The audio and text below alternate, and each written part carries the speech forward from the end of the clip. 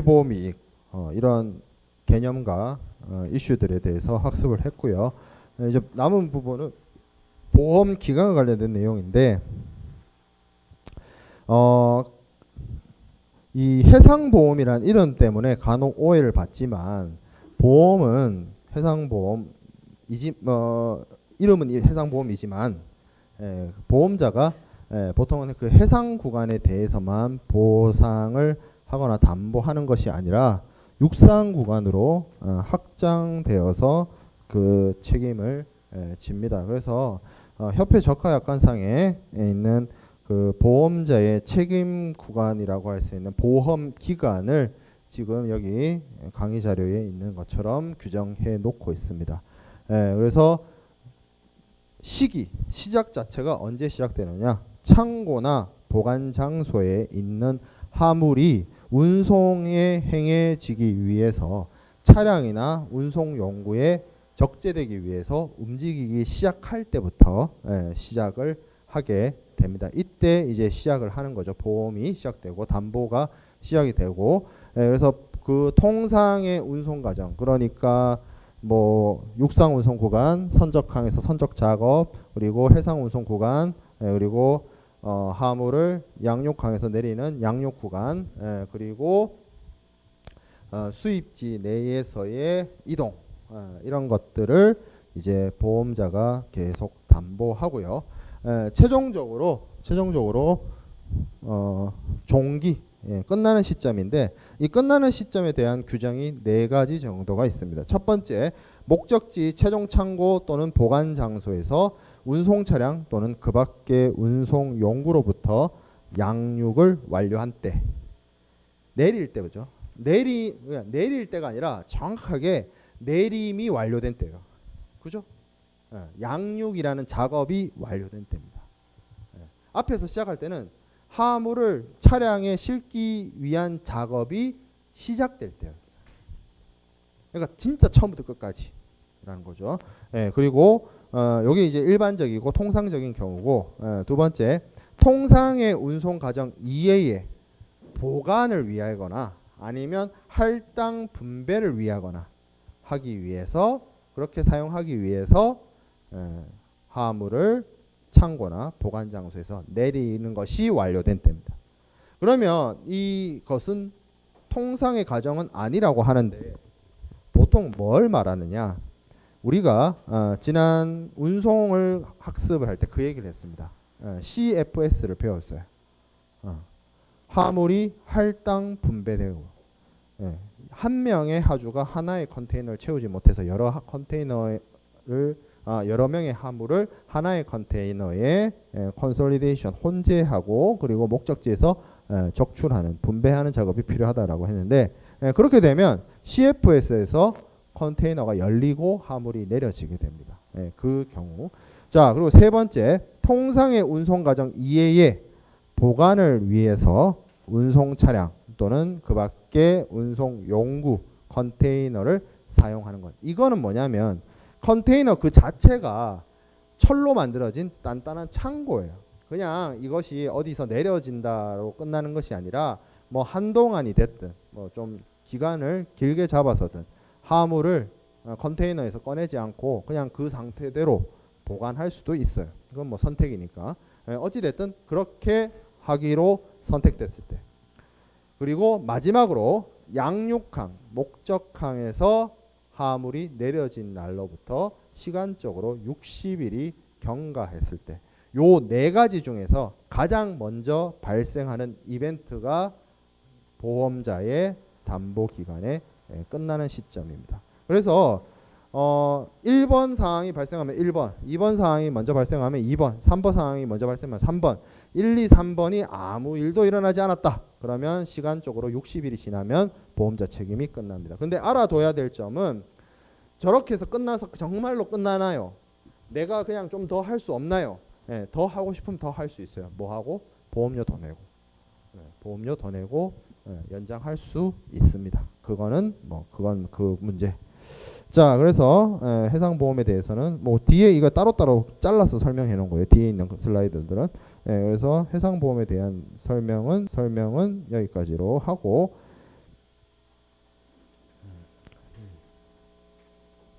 우리가 이 수업이 무역학 개론이 아니라 국제통상론 수업이었다라고 한다면 제가 아무래도 WTO에 대해서 아마 한 반 학기 정도는 했을 거예요. 그러나 우리가 뭐 앞에서 배웠던 무역 실무도 그렇고 무역 이론도 그렇고 좀 기본적인 개념 위주로 학습을 했기 때문에 이쪽 통상 관련 파트에 있어서도 기본적인 개념 위주로 진도를 나갈 생각입니다. 자, 그렇다 하더라도 세계무역기구를 이야기 안 할 수는 없어요. 그래서 WTO 세계무역기구입니다. 국제기구예요. 국제기구. UN이나 IMF나 뭐 이런 국제기구의 역할을 하는 곳입니다. 그래서 얘네들이 국제무역에 대한 어떤 전 세계적인 규범을 규정하고 협정을 두고 있는 내용입니다. 그리고 WTO는 국제기구로서의 어떤 실체도 있지만 WTO 협정이라는 게 있습니다. WTO 협정은 WTO 회원국들이 반드시 가입해서 준수해야 되는 내용들입니다. 그래서 WTO 회원국이면서 나는 WTO 협정은 안 할래. 그렇게는 안 돼요. WTO 협정을 지켜야 됩니다. 그리고 그 WTO 협정의 내용이 매우 많습니다. 기본적으로 뭐 상품 무역에 대한 내용도 있고요. 뭐 지식재산권과 관련된 이슈라든지 뭐 투자라든지 뭐 여러 가지, 특히 또 첨예하게 대립하는 게 이제 또 간세에 대한 협정이라든지 그런 부분들이 WTO 협정의 내용을 구축하고 있고 그게 이제 각 회원국들이 수용해야 되는 몫이죠. 그리고 그 WTO 협정의 내용은 우리나라에 있어서 우리가 WTO 회원국이기 때문에 이미 그 내용들이 국내법과 동일한 효력을 가지고 있거나 아니면 아예 WTO 협정의 내용을 통째로 국내법에 입법시킨 경우도 많이 있습니다. 그래서 이걸 준수하고 있다는 거죠. 그리고 이 세계무역기구는 기본적으로 스위스 제네바에 본부를 두고 있고 1995년 1월 1일 날 설립이 됐습니다. 지금 현재는 정확하게 저도 모르겠어요. 이 자료 조사할 때 2016년도 기준으로 164개국 거의 세계 대부분의 나라들이 가입되어 있는 국제기구다라는 거죠. 그래서 WTO가 무슨 일을 하느냐? 기본적으로 각국들 여러 다자국들이 모여서 무역에 대한 협상을 하고 그리고 통상 무역에 대한 어떤 분쟁이 발생했을 때 그것을 해결하기 위하고 그리고 각국이 어떤 보호무역이나 뭐 불합리한 불공정한 무역 행위를 하는 것에 대한 어떤 검토나 감시를 하고요. 그리고 개발도상국에 대한 어떤 지원이나 특혜를 주는 등의 역할을 하고 있습니다.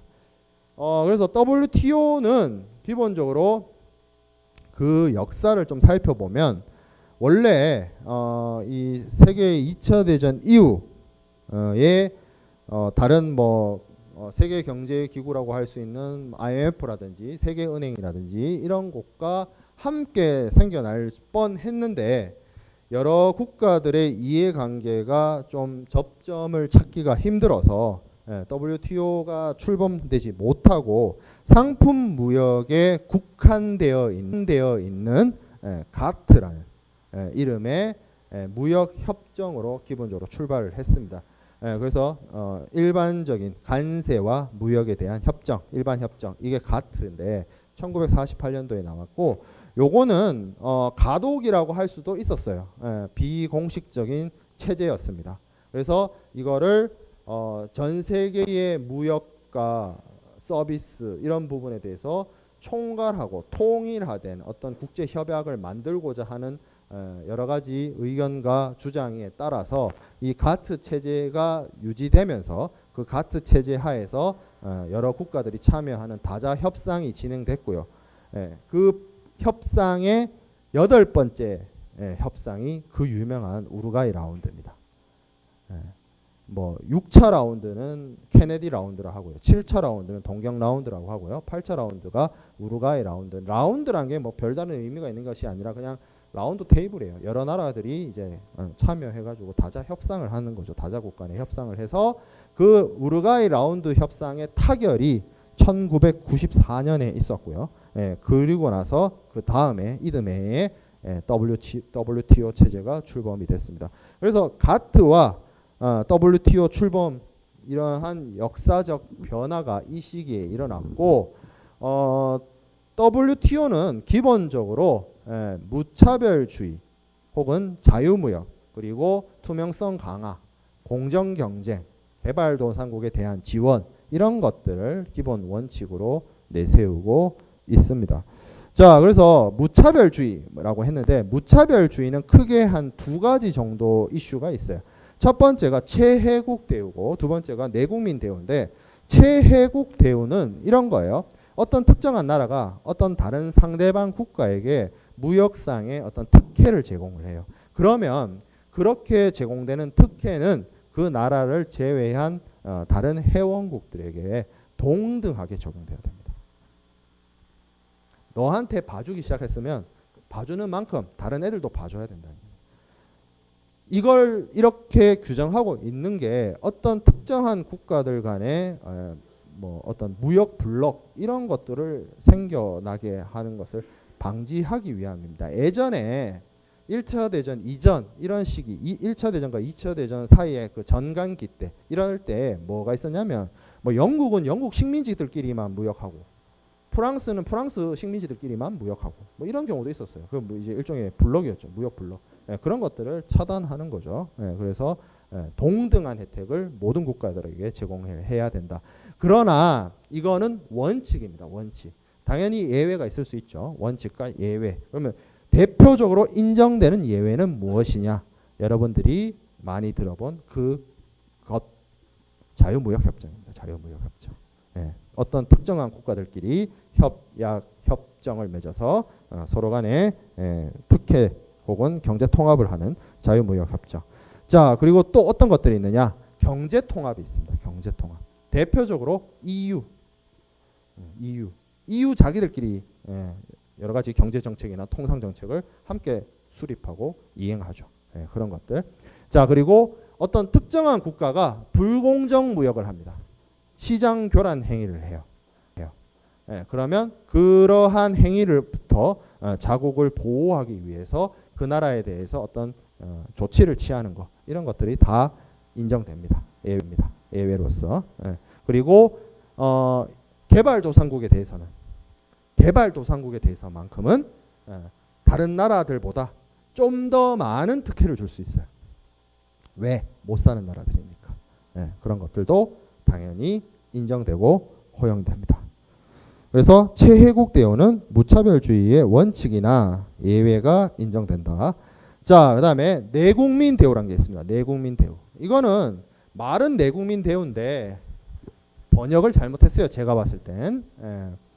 뭐냐면 이 내국민 대우 딱 들어보면 사람일 것 같잖아요. 전혀 그런 얘기가 아니에요. 뭐냐면 외국 물품이 우리나라로 수입될 때 기본적으로 외국 물품은 우리나라에서 수입되는 그 과정에서 수입 신고하고 관세를 부담합니다.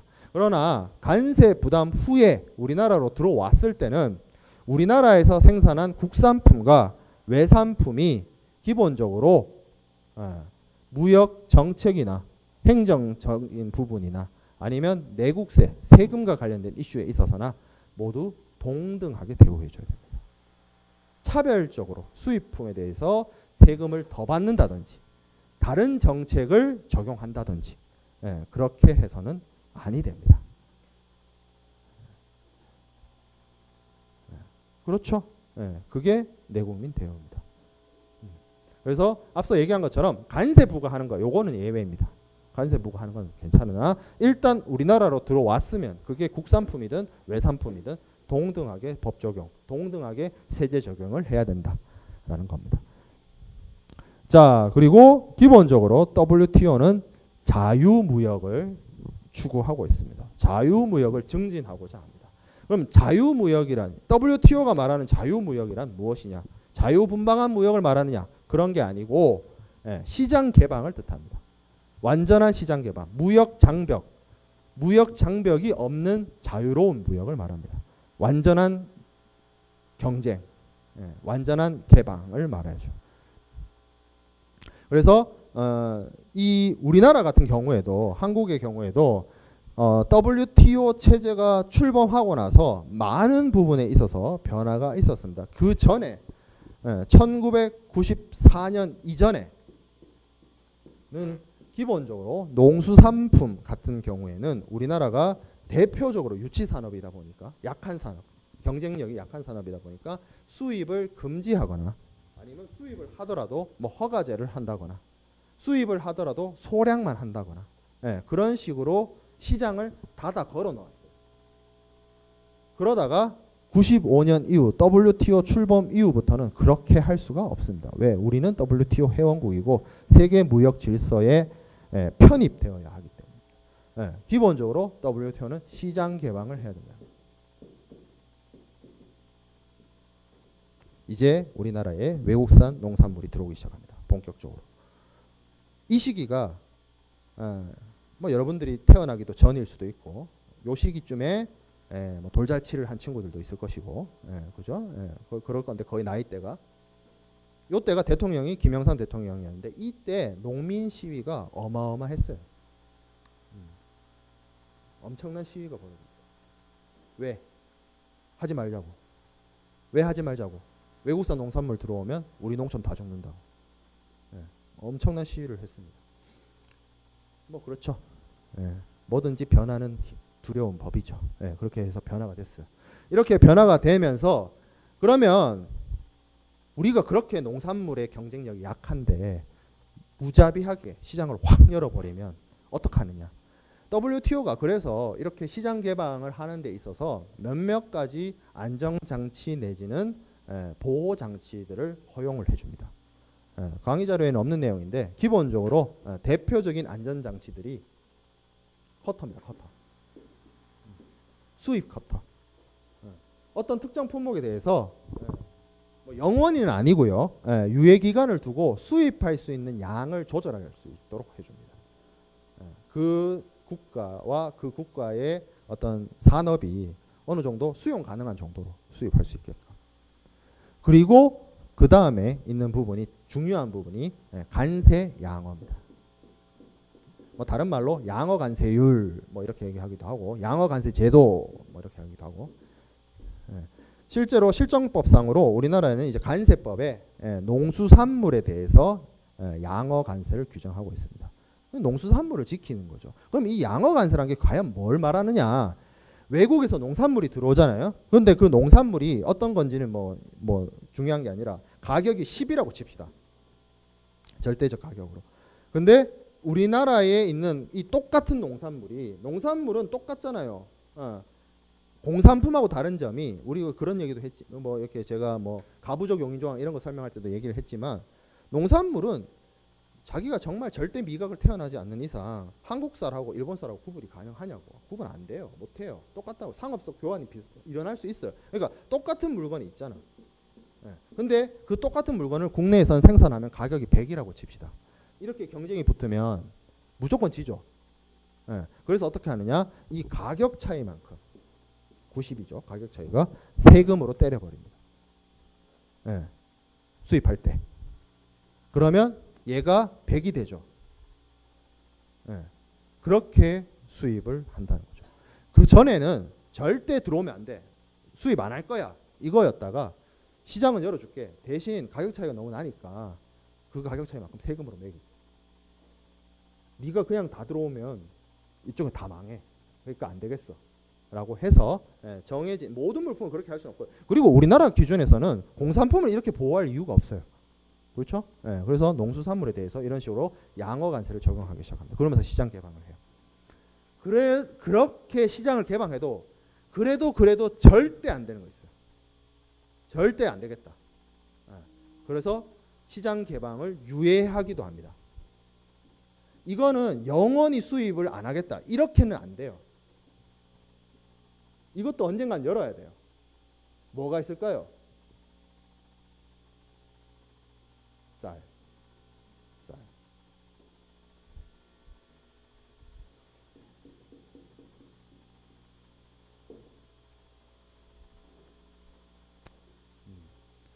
2005년 2015년만 되면 이게 고주기로 이제 유예할지 연장할지를 결정을 해야 되는데 시끄러워집니다. 그러면 그 뉴스에서 경제 뉴스에서 이런 얘기를 해요. 쌀을 관세화할 것이냐, 쌀을 관세화해서 개방할 것이냐 말 것이냐에 대한 그 뉴스가 있어요. 여러분들 혹시 찾아봐요. 그럼 그 얘기가 뭐냐면 쌀을 관세화한다는 말이 쌀을 개방을 하고 외국 쌀하고 우리나라에서 생산되는 쌀의 가격 차이만큼 관세를 때리자는 거예요. 시장을 열자는 거예요. 그 얘기입니다. 그걸 하자마자 할 거냐 말 거냐 그런 이슈가 이게 95년 출범했잖아요. 5년 주기로 지금 10년 주기로 지금 계속 이슈가 됐어요. 2005년, 2015년 이런 식으로. 쉽지 않은 문제죠. 쉽지 않은 문제고. 자, 그리고 이런 것들만 있는 게 아니라 세이프 가드 제도라는 게 있습니다.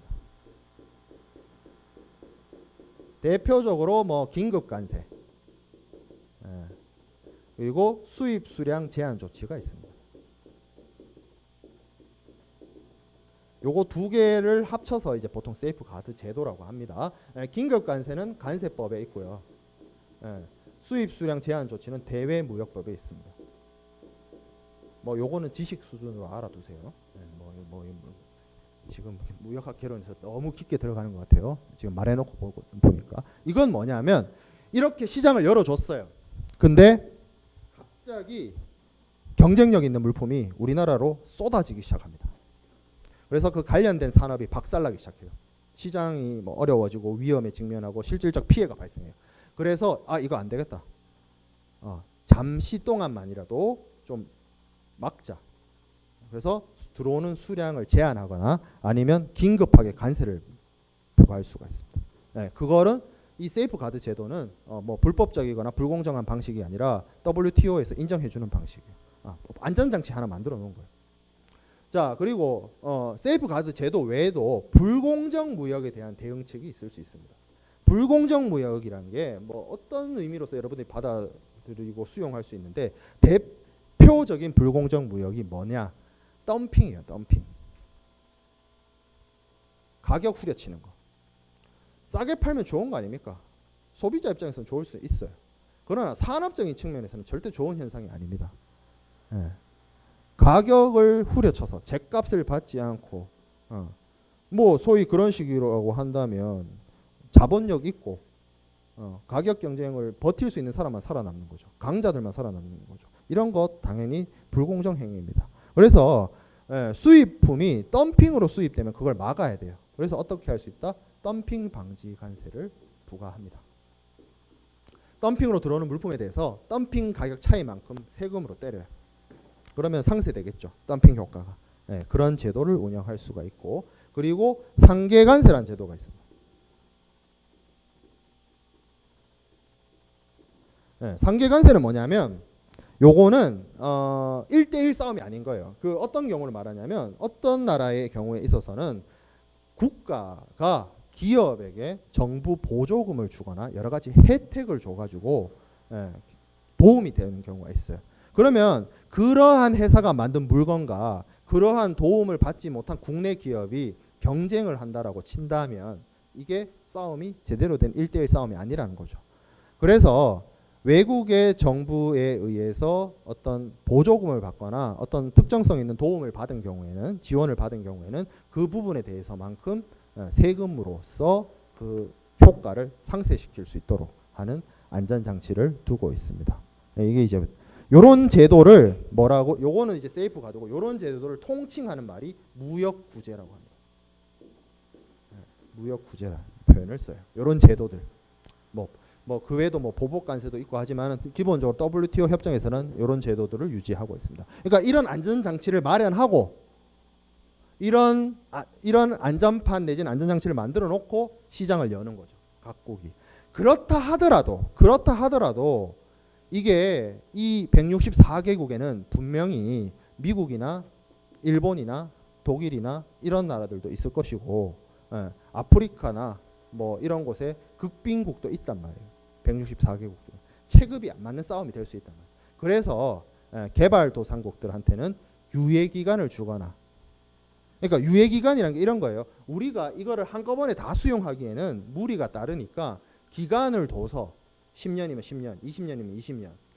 우리 경제, 우리 산업, 우리 국가의 어떤 이런 것들이 발전하고 나서 수용을 하겠다라고 하는 식으로 개발도상국들은 이런 것들을 유예해서 받아들이도록 점진적으로 수용하도록 제도를 만들어 놓고 있습니다. 자, 그리고 무역의 예측 가능성을 높인다. 예전에는 기본적으로 그 나라의 법률로서 보호무역주의를 하겠다. 절대 수입을 막겠다. 하면 막았어요, 그냥. 지금은 그런 방식으로는 못합니다. 한다면 이런 거예요. 세금을 때린다는 거죠.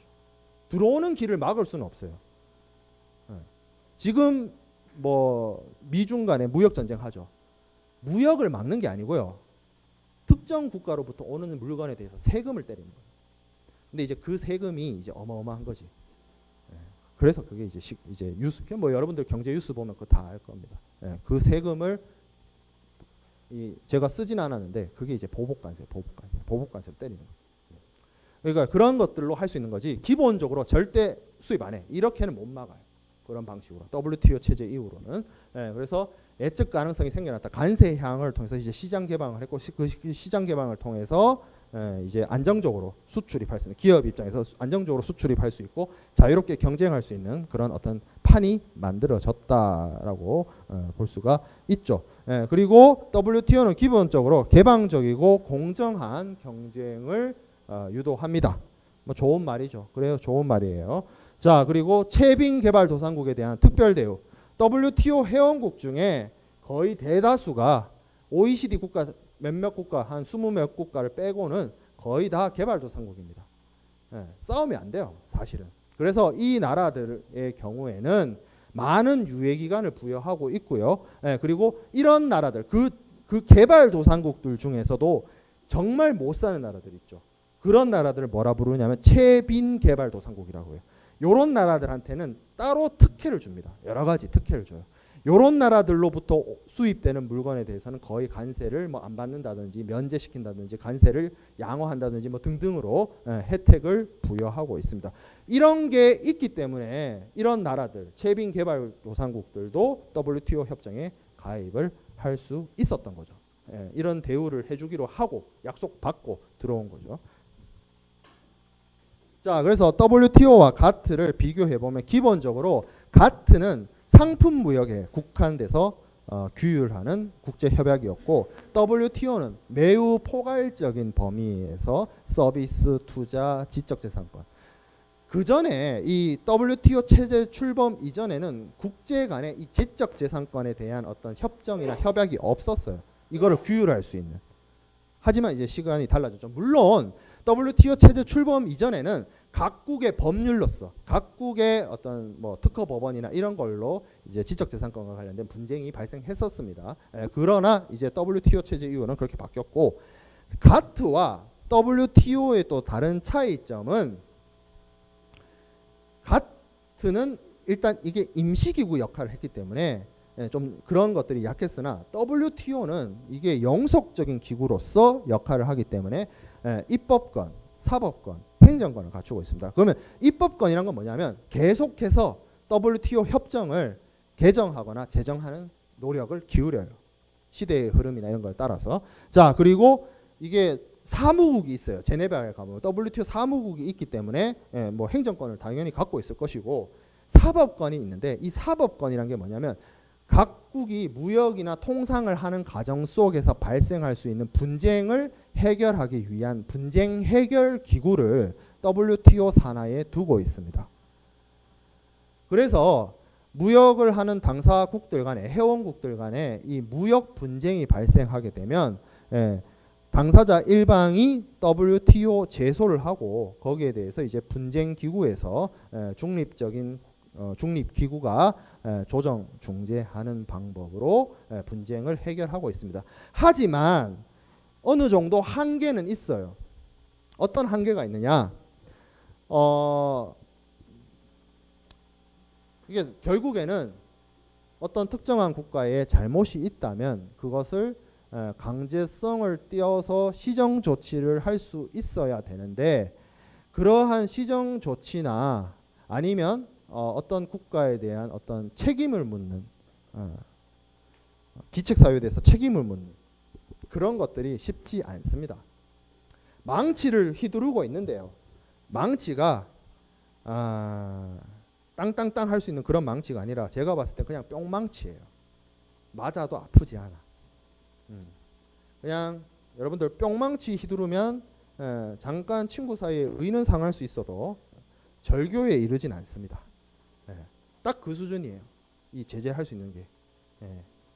그리고 그런 게 있습니다. 이게 제네바에 본부를 두고 있고 분쟁 기구가 있는데 예를 들어서 한쪽이 상대방 국가가 뭐 여러 가지 뭐 잘못된 뭐 보호 무역 조치를 했다, 뭐 여러 가지 잘못된 불공정 무역을 했다, 아니면 우리나라의 물품에 대해서 뭐 불합리한 채국 대우를 어겼다 등등등을 해서 제소를 했어요. 그러면 이제 이쪽 이야기 그럼 이제 중립 기구가 온단 말이에요. 중립적인 기구가 성립이 돼서 이쪽 이야기 듣고 이쪽 이야기 듣고 이쪽 증거 보고 이쪽 증거 보고 뭐 진술하라 그러고 시간이 꽤 오래 걸립니다. 한 1년 넘게 걸려요. 그러면 그 시간 동안 예를 들어서 보복 관세를 때렸다라고 하면 다 두드려 맞는 거죠. 그런 문제가 있습니다. 그런 어떤 분쟁 기구를 두고 있다는 점은 분명 가트보다는 뭔가 진일보한 거지만 이 분쟁 기구가 과연 어떤 실효성이 있느냐에 대한 여러 가지 견해는 있다 정도로만 이해하면 될 것 같아요. 자, 그리고 앞서 얘기한 것처럼 WTO 협정은 우리나라의 경우에는 이게 국제 협약으로서 국내법과 동일한 효력을 갖고 있거나 국내법에 수용돼 가지고 그래서 결국에는 국내법보다 우선하는 국제법이 있고요. 그리고 앞서 강조한 것처럼 WTO는 상품무역 외에도 농산물, 섬유, 투자, 서비스, 지식재산권 이런 것들을 포괄적으로 넓은 범위에서 규율하고 있습니다. 자, 그런데 이 WTO의 출범이 원활했던 건 아니에요. 몇 번의 라운드를 거쳐서 겨우 8차 라운드에 접어들어서 협상이 마무리가 됐는데 이 협상이 마무리된 WTO 협정, WTO 출범과 WTO 협정도 사실 모두 다 행복했던 건 아니에요. 아무래도 미국을 비롯한 이제 선진국들은 지금 WTO 협정의 내용보다 좀 더 진일보한, 좀 더 많은 시장 개방과 무역 자유화를 누리고 싶었고 개발도상국들은 지금보다는 좀 덜 나아간 형태의 무역협정을 바란 그런 상태였어요. 그래서 그 어디쯤에서 양자의 의사가 합치가 된 건데 이 WTO 출범 이후에도 계속해서 다자간 무역협정을 하게 됩니다. 그 대표적인 게 제가 강의 자료에 넣지 않았는데 DDA라고 도하 개발 아젠다라는 게 있습니다. 왜 강의 자료에 넣지 않았냐? 결과가 좋지 못했어요. 망했어요. 성과를 내지 못했습니다. 그리고 뭐 또 다른 협상이 시작되느냐 뭐 그런 기미도 딱히 보이지 않아요. 오히려 지금 무역 전쟁의 시대로 넘어왔기 때문에 뭐 다자간의 무역 협상 이거 이제 원활할 것 같지 않아요. 향후 몇 년간은. 그러면 이 도하 개발 아젠다와 WTO 도하 개발 아젠다의 어떤 실패 그리고 WTO 협정보다 좀 더 진일보한 무역 협정을 원하는 국가들끼리 이제 뭘 하기 시작하냐면 따로따로 모이기 시작합니다. 그게 대표적으로 지역무역협정과 경제통합이에요. 그러면 경제통합은 바로 앞서 얘기한 것처럼 EU입니다. 유럽연합. 그러면 지역무역협정은 뭐가 있느냐? 가장 대표적인 지역무역협정이 그리고 이 협정 때문에 지역무역협정이라는 말이 나왔다 싶을 정도로 중요한 변화가 나프타죠. 나프타. 북미 자유무역협정. 90년대 출범했어요. 둘 다. 뭐 이유는 뭐 그 앞에 경제공동체 시절부터 치면 60년대부터 시작이 되지만 어쨌든 나프타는 북미에 있는 세 국가 캐나다, 미국 그리고 멕시코 자원, 기술, 자본 그리고 노동력 이 세 가지의 결합이었죠. 무시무시한 파워를 지녔고 어떻게 보면 EU의 그 출범을 촉진시킨 계기일 수도 있어요. 나프타 출범이. 뭐 그거는 뭐 이거는 뭐 우리가 무역학 개론에서 다룰 문제가 아니라 뭐 정치 외교적인 문제이기 때문에 뭐 더 얘기는 안 하겠습니다만, 결국엔 그런 식으로 다자간 모든 나라들이 참여해서 모든 나라들이 충족 가능하고 모든 나라들이 수용 가능한 무역 협정을 만들기가 어렵다 보니 이해관계가 맞는 국가들끼리 지역 무역 협정이나 경제 통합을 하면서 발전하게 됐다라는 거죠. 그리고 그 지역 무역 협정의 다른 형태가 우리가 알고 있는 FTA 자유무역 협정입니다. 그래서 지역 무역 협정은 이러한 형태들이 있어요. 가장 큰 형태가 가장 많은 형태로서의 결합이 된 것이 완전 공동체 유럽연합이죠. 유럽연합이 다른 여기 있는 자유무역협정 혹은 지역무역협정보다 틀린 점이 뭐냐? 이거는 경제정책이나 통화정책을 여러 국가들이 통합해버렸죠. 유로. 한 나라의 법화가 아니라 법정 화폐가 아니라 여러 나라가 공용으로 쓰는 화폐를 출범시켰죠. 그게 별거 아니라고 생각할 수 있지만 큰 겁니다. 우리나라는 정부의 예산과 정부의 예산 지출, 경제 정책을 기획하는 기획재정부도 있지만 그 기획재정부 못지않는 파워를 갖고 있는 기관이 있습니다. 한국은행이죠. 그리고 정부로부터 사실상 독립적인 형식으로서 운영되고 있는 게 한국은행입니다. 한국은행이 갖고 있는 게 뭐죠? 통화 정책을 결정하잖아요. 근데 이 유로존에 들어간 나라들은 그런 기능을 통합시켜 버렸잖아요. 나라들 간에. 그게 엄청난 큰 변화라는 거죠. 물론 EU에 있는 국가들 중에 유로존에 들어가 있지 않는 나라들도 있어요. 영국 뭐 그런 나라들. 영국은 아예 이제 탈퇴하죠.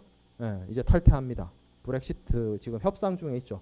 어떻게 나갈 것이냐를 협상하고 있는 것이지 안 나가는 건 아니에요. 어떻게 나갈 것이냐. 왜냐하면 이 유럽연합을 운영하는 데 있어서 영국이 투자한 돈이 있기 때문에 그런 것들을 어떻게 뭐 배분하고 뭐 이런 문제가 좀 남아 있어서 협상 중인 것이지 나가는 건 나가는 거야. 그리고 있을 때도 나가기 전에도 영국은 유로를 안 썼어요. 아는 친구들은 알다시피. 자, 뭐 그런 게 있었고. 그리고 이 유럽연합 EU가 출범하기 전에 전 단계가 뭐 공동시장 내지는 간세 동맹으로서 역할을 했었습니다. 그게 뭐 EEC가 있었고 EU로 발전한 거고. 그리고 간세 동맹이라고 하는 거는 지금 여기 뭐 베네룩스 간세 동맹으로 하는데 이건 사실상 EU로 통합이 됐다고 봐야 되는데 베네룩스가 저기죠. 거기. 벨기에, 네덜란드, 룩셈부르크 그 세 나라인데 간세 동맹을 했었어요. EU 출범하기 예전에. 그럼 간세 동맹은 뭐냐?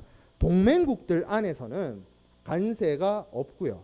다만 역외 국가들이 동맹 밖의 국가로부터 동맹 안으로 수입 물품이 들어오면 거기에 대해서는 공통으로 간세를 부과하는 일종의 그것을 이제 간세 동맹이라고 합니다. 자, 그리고 그거보다 못한 단계가 자유무역협정 FTA입니다. 이거는 그 FTA를 맺은 협정국 간의 무역, 투자, 서비스 이런 것들에 대해서 어떤 국경, 경제적 국경을 허물기로 하는 그런 협정이 되고요.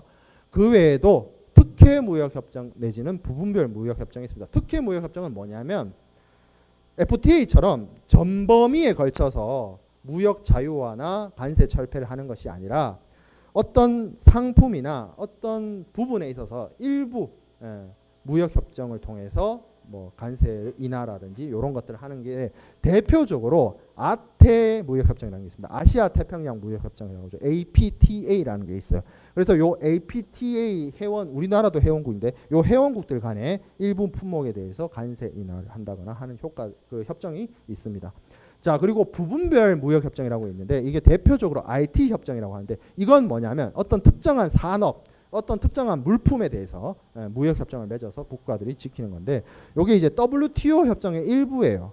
뭐냐면 이제 IT 산업이 발달을 하다 보니까 그러한 산업의 발달에 있어서 어떤 국가 간의 차별이나 차이를 좀 막기 위해서 IT 제품에 대한 수출입에 있어서 WTO 회원국들 사이에서는 관세를 부과하지 말자라는 거예요. 그래서 대표적으로 노트북 있죠, 노트북. 노트북이 WTO 회원국들 사이에서는 관세가 없습니다. 관세 0%예요, 노트북. 그런 식으로 협정이 맺어진 게 부분별 무역 협정에 해당이 됩니다. 자, 그 다음에 그러면 우리가 이제 배워야 될 FTA죠. FTA, Free Trade Agreement. FTA는 뭐 여러 가지를 그 FTA 내용 안에 담고 있습니다. 여러분들이 아는 분야도 있을 것이고 모르는 분야가 더 많을 거라고 생각이 드는데, 그러나 아는 부분이라고 한다면 가장 대표적인 게 이제 관세 철폐입니다. 관세 철폐. 관세를 없애는 거죠. 모든 상품에 대한 관세를 철폐하는 거예요. 한국이 있고 미국이 있다라고 치면 예전에는 여기서 여기로 여기서 여기로 넘어갈 때 관세가 부과됐어요. 하지만 이거를 0%로 만들겠다라는 거죠. 관세 철폐. 그러면 한국산 물건이나 미국산 물건이나 한국 시장에서든 미국 시장에서든 똑같아지는 상황이 발생하게 됩니다. 아까 내국민 대우에서도 관세는 뺀다 그랬는데 이제 자유무역 협정을 통해서 FTA를 통해서 그 관세조차 없애겠다라는 겁니다. 자, 그렇게 되면 뭐 좋죠. 기본적으로 모든 통계에서 FTA 이후에 뭐 차이는 있습니다만 관세 철폐 효과가 분명히 있어요. 뭐 무역 교역량이나 이런 것들을 보면은 확실히 증가되는데, 여기 보면 원산지 규정이라는 얘기인데, 원산지 규정이 그 내용 분량상으로는 FTA 협정문에서 제일 큰 범위를 차지하는데, 뭐 때문에 그러냐면 무임승차를 막기 위함이에요. 무임승차를 왜 막아야 되냐면 이게 메이드 인 코리아 혹은 메이드 인 USA에 대해서 관세를 철폐하는 것인데, 이런 경우가 있어요. 다른 나라에서 만들어진 물건을 한국으로 가지고 들어와서 겉에 포장지만 바꿔서 미국으로 보낸다. 그러면 이거를 관세를 0% 준다 라고 한다면 이 협정을 체결하는 실익이 없단 말이에요. 국내 산업에 대해서. 그래서 이러한 무임승차를 막기 위해서 철저한 원산지 규정. 그래서 그 원산지 규정이 적용되어야만 메이드 인 코리아가 인정이 되고, 그리고 그러한 내용을 입증하는 서류가 원산지 증명서입니다. 그래서 특혜 관세 적용을 받으려면 반드시 원산지 증명서가 있어야 돼요. 그리고 그 원산지 증명서는 뭐 나중에 얘기를 하겠습니다만 기간 발급이 있고 자율 발급이 있는데, 그 정해진 발급 절차와 방식에 따라서 발급받아야만 효력을 가질 수가 있습니다. 자, 그래서 상품 무역 외에도 뭐 서비스, 대표적으로 투자, 용역, 의료, 교통, 통신 뭐 이런 부분에 있어서 협력과 상호 교류와 그리고 상대방 국가에 대한 어떤 여러 가지 정책적 장벽을 제약을 이제 해제하거나 풀거나 뭐 이런 식으로 제도를 구성하고 있죠. FTA가. 뭐 투자에 대해서 특히 이제 외국 자본이 들어와서 국내에 법인을 설립한다든지 아니면 투자를 통해서 뭐 자산을 구매한다든지 이런 것들에 대한 어떤 기존의 어떤 차별이나 제약 이런 것들이 이제 다 없애야 되고 사라지게 되었습니다. 그래서 그와 관련돼서 우리나라에서도 많은 부분에 있어서 입법이 이루어졌고, 그리고 특히 이런 특혜 관세와 관련돼서는 국내에서 원활하게 이행을 하기 위해서 자유무역 협정에 관한 이행에 관한 법률을 만들어서 그 법에서 이 내용들을 수용을 하고 있죠. 자, 그리고 그 외에도 뭐 정부 조달 이런 부분들. 정부 조달은 이런 거예요. 이게 조달이란 말을 여러분들이 생소할 수 있는데, 국가가 있으면 그 국가 예산을 씁니다. 그러면 그 국가가 여러 가지 필요한 물건들이 있을 수 있어요. 우리나라 정부도, 대한민국 정부도 뭐 컴퓨터가 필요할 수 있죠. 그러면 기업들한테 뭐 컴퓨터 내놔 할 수 있나? 없어요. 돈 주고 사야죠. 정부도. 민간 재산을 자기가 마음대로 가져가면 안 되잖아. 돈 주고 사야죠. 그러면 그런 작업들을 하는 곳을 행정청을 우리가 이제 조달청이라는 데가 있어요. 그런 이제 정부가 필요로 하는 물자라든지 그런 것들을 이제 구매를 하고 하는 것인데, 구매 대행을 하고 하는 것인데, 기본적으로는 아무래도 국가 예산을 쓰다 보니까 이 조달청을 통한 입찰 대상이라든지 이런 것들이 국내 기업에게 자격 조건이 제약이 되거나 그런 경우가 많이 있었습니다. 아무래도 국부의 유출을 우려한다거나 아니면 국가 안보나 뭐 보안과 관련된 이슈가 있을 수 있기 때문에 그렇게 했었는데 이게 이제 정부 조달이 FTA 협정문에 들어가게 되면 어떻게 되느냐? 상대방 협정 상대방 국가의 기업도 뭐 입찰에 참여하게 해준다든지 그런 식으로 정부 조달 시장을 개방을 하는 거죠. 이게 별거 뭐 비품 사는데 뭐 까짓 거 그게 아니에요, 여러분들. 정부가 우리나라 정부가 1년에 예산을 얼마를 쓰는지를 한번 생각을 해봐요. 예. 정부가 구매하는 어떤 여러 가지 자산이라든지 아니면 정부가 입찰하는 여러 가지 공사 계약이라든지 그런 것들을 생각해 보면 이게 굉장히 큰 시장이 될 수 있습니다. 예, 그런 것들에 대해서 외국 기업들한테도 시장 개방을 한다는 거죠. 자, 그리고 무역 구제. 예.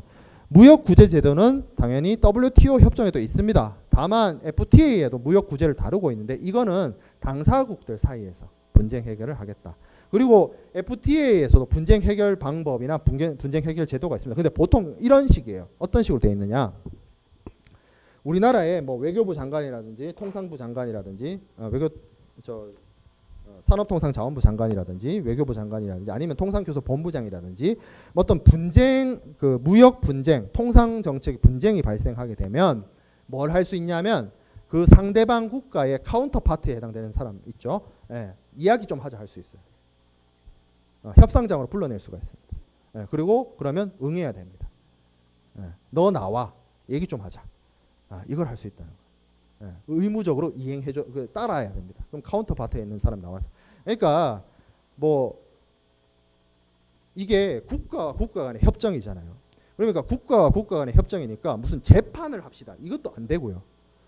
WTO로 갑시다. 그럼 WTO에 그냥 그 분쟁 해결 방법 쓰면 되지 따로 규율할 필요가 없어요. FTA에서 하고 있는 건 뭐냐면 만나서 이 문제에 대해서 우리 허심탄회하게 얘기합시다. 쇼부 봅시다를 할 수 있다 이거예요. 그 방식, 그 내용들을 협정문 안에 다루고 있습니다. 보통은. 자, 그래서 FTA 추진 절차를 좀 살펴보면 기본적으로 뭐 대학에 있는 여러 연구기관, 뭐 교수님들 아니면 국책 연구기관 이런 곳에서 FTA 타당성, FTA 효과, FTA 효용성에 대해서 이제 연구를 하고요. 그 다음 단계에서는 이제 우리나라 같은 경우에 지금 이게 이제 역대 정권에서 좀 그 부처의 위치나 위상이 좀 계속 변하긴 했는데 통상교섭본부에서 기본적으로 외국의 그 카운터파트에 그러니까 외국은 좀 다를 수 있죠. 뭐 상무부도 있고 외교부도 있고 뭐 산업부도 있고 뭐 등등등 그 나라마다 좀 상황이 다른데 협상이 시작이 됩니다. 보통 뭐 짧게는 1년 만에 끝나는 협상도 있고요. 길게는 뭐 2, 3년 가는 협상도 있습니다. 그래서 협상을 해서 협정문이 만들어져요. 보통 영문 뭐 혹은 국문 아니면 이제 상대방 국가의 공용어 뭐 이런 식으로 해서 협정문이 만들어지고 서명이 되고 하면 뭐가 필요하느냐? 국회 비준 절차가 필요합니다. 우리나라의 경우에는 우리나라 헌정 시스템상으로는 국회 비준 절차를 거치면 국회가 동의해주면 이 협정 외국과의 조약이죠. 외국과의 조약이 국내법과 동일한 효력을 가지게 됩니다. 이게 외국은 좀 다르겠죠. 뭐 정치 체제나 법률 체계가 뭐 다른 나라들이 많기 때문에 뭐 중국도 다를 것이고 우리랑 뭔가 법 체계가 다르죠 거기는. 그리고 미국도 뭐 보면 뭐 거기는 보면 요번에 어제 미국의 중간 선거가 있었지만 거기는 뭐 상원 하원 이렇게 나눠져 있고 법 체계가 다르잖아요. 다르기 때문에 그들만의 방식이 있어요. 어찌 됐든 그러한 절차를 이행해요. 그래서 협정문에 보면 양국의 비준이 끝나고 나서 돌아오는 이듬해 몇 월 며칠 날 발효된다. 이렇게 되어 있어요. 그래서 우리만 해서 발효가 되는 것이 아니고 양쪽이 다 해야 됩니다. 우리도 국회 비준하고 그에 상응하는 조치를 상대방 국가도 했을 때 그 일정한 기간 후에 이 FTA 효과가 발효가 되는 거예요. 자, 그래서 이 FTA가 이제 발효가 되는데 FTA가 예전에 나프타 이전에는 상품 무역에 대한 이슈만 많이 있었어요. 상품 무역에 대한 이슈. 근데 이제 나프타 이후부터 나프타가 좀 그렇게 큰 변화를 가져왔다고도 볼 수 있는데 상품 무역 외에도 여러 가지 투자, 서비스, 이제 무역이죠. 이런 것들을 범위를 확대해서 혹자는 그런 얘기도 해요. 이게 프리 트레이드 어그리먼트가 아니라 자유무역 협정이 아니라 이 자유경제 협정 아니냐. 요거 할 정도로 상품 무역 외의 다양한 분야에 대해서 포괄적으로 협정을 체결합니다. 이 양국 간에 소위 말해서 경제적 국경을 허문다 할 정도의 협정을 통해서 상호 간에 이제 그러한 시장 개방 내지는 무역 장벽 해체, 뭐 이런 국경 개방의 수준의 협력을 하게 되는 거죠. 상호 간에, 일방이 아니라 상호 간에. 자, 그래서 FTA를 통해서 기대할 수 있는 효과, 기본적으로 무역이 늡니다. 무역이 늘어요. 그거는 이미 우리나라가 체결한 많은 FTA에 통해서 통계적으로 확인이 되고 있습니다. 상품 무역이 늡니다. 늘 수밖에 없죠. 왜? 관세가 줄어드니까. 관세가 줄어든 만큼 가격이 떨어지죠. 가격이 떨어지는 만큼 그 물품을 취급하는 당사자들이나 소비자에게 전달되는 가격 자체가 낮아질 수 있죠. 가격 경쟁력이 확보되는 거죠. 관세만큼. 자, 그리고 그 외에도 직접 투자라든지 그런 부분에 있어서 여러 가지 효과가 나타나고 있습니다. 자, 그리고 국내 기업 간에도 경쟁이 촉진돼요. 예전에 시장 개방이 제대로 이루어지지 않았을 때 우리나라 내부에서 어떤 특정 산업이나 특정 품목에 있어서 국내 기업 몇 개 기업들이 그 시장을 독과점하는 경우가 많았어요. 지들끼리만 해먹는. 하지만 완전히 이제 시장 개방을 하고 나면 그 산업에 외국산 물품, 외국 기업들이 들어오기 시작합니다. 그러면 국내 기업들은 외국 기업과 불가피하게 경쟁을 해야 되고 그 경쟁에서 살아남기 위해서는 품질을 개선하든지 소비자에 대한 대우를 개선하든지 뭐 여러 가지 가격을 낮추든지 뭐 여러 가지 선택을 하게 되죠. 그래서 이런 것들이 어떻게 보면 잘 이루어지면 무역 구조 조정, 산업 구조 조정으로 이어져서 산업이 더 발전되는 거고 잘 안 되면 박살나는 거고 그냥 시장 다 내주고 그냥 잠식 당하는 거고 잘하면 산업이 구조 조정되는 거죠. 그리고 역내 시장 확대. 기본적으로 시장이 확대되는 효과는 분명히 있습니다. 왜 그러냐면 생각을 해볼게. 우리가 인구가 5천만이에요. 미국이 3억이에요. 이제 한국산 물품이 미국으로 넘어가든 미국산 물품을 미국에 팔든 이제 관세 부담이 없어졌기 때문에 미국의 뭐 어떤 내국세 있죠. 뭐 미국은 주별로 부가가치세가 다르잖아요. 그런 것들은 동일하게 적용을 받으니까 물론 우리나라에서 미국으로 넘어갈 때 운송비가 좀 들지 않습니까? 미국은 미국에서 직접 만들어서 미국 사람한테 파는 물건이 잘 없어요. 역설적인 얘기 한번 해볼까요? 애플이 만든 아이폰은 미국으로 갈 때 관세 내야 돼요. 미중 맞잖아. 미중 간에 자유무역 협정이 없잖아요. 근데 한국에서 만든 반도체 이런 거는 미국으로 넘어갈 때 관세가 없어요. 그렇잖아요. 그러니까 동등한 시장으로서 진출이 가능하단 말이에요. 시장이 3억 명의 시장을 우리가 관세라는 부담이 없이 관세 장벽 없이 물건을 팔 수 있게 됐다는 거예요. 그러니까 이게 시장이 넓어진 거 아니냐, 시장이 확대된 거 아니냐라고 얘기하는 거예요. 그러면 이런 얘기도 해볼 수 있죠. 우리만 좋은 거 아닙니까? 그렇죠? 우리는 가진 게 요만큼이고 쟤네는 가진 게 저만큼인데 같이 이렇게 열면 우리만 좋은 거 아니냐? 쟤는 왜 저렇게 하느냐? 근데 이 가진 거의 차이가요. FTA를 협상할 때 협상력의 차이를 가져옵니다. 이게 무슨 말인지 이해가 되는 친구들은 있을지 모르겠는데 포카를 쳐요. 내가 가진 패가 많아요. 보여줄 수 있는 패도 많아요. 그러면 그리고 내가 자본도 많아. 그럼 배팅을 세게 해. 배팅 세게 하는 것만으로 한 2명 죽죠. 얘하고 이렇게 협상을 하잖아요. 얘가 시장도 크고 구매력도 크고 가진 게 많아요. 이게 꼭 미국이 아니더라도 어떤 두 나라 간에 협상을 한다고 생각해요. 협상이란 거는 절대적 승자가 있을 수 없어요. 서로 줄 거 주고 받을 거 받고. 근데 나는 줄 게 적고 받아올 것만 많다고 생각해봐. 그 협상하는 사람의 입장에서 얼마나 협상이 고달프겠어요. 그렇죠. 협상력의 차이를 가져다 줍니다. 무조건 그러면 그 협상력의 차이를 가져다 준다는 게 뭐냐?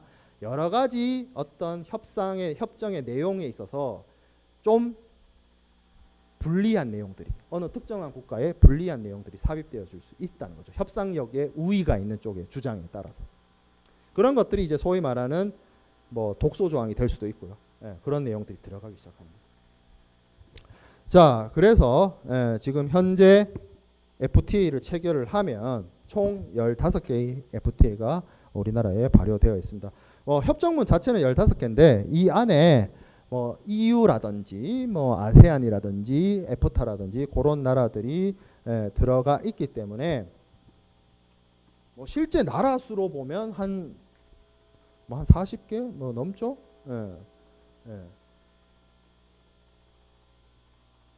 근데 이제 저 EU 28개국 중에 이제 조만간에 한 나라가 빠지겠네요. 영국. 영국이 가는 길이 제대로 된 길인지 아닌지 우리는 알 수 없지만, 뭐 가는 그 길로 가겠다고 하는데, 뭐 지구 반대편에 있는 나라의 미래에 대해서 우리가 크게 걱정할 바는 아니지만, 그러면 어떻게 됩니까? 한영 FTA 따로 해야 돼요. 한영 FTA를 따로 해야 됩니다. 그렇습니다. 그리고 최근에 FTA가 더 늘지 않는 이유, 웬만한 나라랑 다 했어요. 여기 있는 나라들 말고 또 할 만한 데 있을까요? 있긴 있습니다만 이제 그 나라가 안 원하는 경우가 있어요. 대표적으로 뭐 브라질이라든지 뭐 등등. 그리고 지금 얘기되고 있는 게 멕시코 얘기되고 있고 뭐 이스라엘 뭐 이런 나라들이 뭐 이야기되고 있는 걸로 알고 있어요. 한 가지만 더 얘기하면 여기 보면 베트남이 있습니다. 저기 보면 아세안도 있어요. 아세안 회원국 중에 베트남이 들어갑니다. 그러면 저건 뭐고 이건 뭡니까? 이 한 아세안 FTA가 대개 우리가 체결한 FTA들 중에서 가장 애매한 FTA예요. 뭐가 애매하냐? 이 아세안 나라들 보면 태국 있고요, 필리핀 있고요, 뭐 인도네시아, 말레이시아, 싱가포르, 베트남, 라오스, 캄보디아, 뭐 브루나이 쭉쭉쭉 있단 말이에요. 그 얘네들 중에 보면 좀 입김이 센 나라가 싱가포르도 있고 태국도 있고 뭐 베트남도 있고 필리핀도 있고 막 그래요. 인도네시아, 말레이시아도 좀 입김이 세고. 근데 태국이 생각을 해봐요. 우리나라에서 아니 태국이 아니라 태국이란 나라가 우리나라한테 제일 수출하고 싶은 게 뭘까? 그죠? 근데 우리가 체결한 이 15개 FTA 그 중에 그 어떠한 FTA도 쌀을 개방한 FTA는 없어요. 쌀은 다 묶어놨어. 그러다 보니 아세안의 여러 10개 국가들의 이해관계가 이게 좀 안 맞다 보니까 한 아세안 FTA가 시장 개방의 정도라든지 관세 양호의 정도라든지 이런 것들이 되게 애매합니다. 그러다 보니 그 10개국 중에 우리랑 좀 더 시장 개방하고 싶고 관세를 좀 더 철폐하고 싶은 나라가 있을 수 있잖아요. 한 아세안 FTA보다. 그게 베트남이에요. 그래서 한 베트남 FTA를 새로 맺었습니다. 왜? 한 아세안 FTA보다 더 많은 시장 개방, 더 많은 범위에서 서로 간에 경제 협력을 하기 위해 필요한. 그래서 실질적으로 우리나라에서 지금 뭐 거의 우리나라 기업들이 베트남 경제를 지금 좌지우지할 정도로 많은 투자가 이루어지고 있고 물품의 교환도 이루어지고 있죠. 그렇게 해서 살펴봤고 요 개별 FTA에 대해서 이제 다음 주부터 하나하나씩 좀 자세히 살펴보도록 하겠습니다.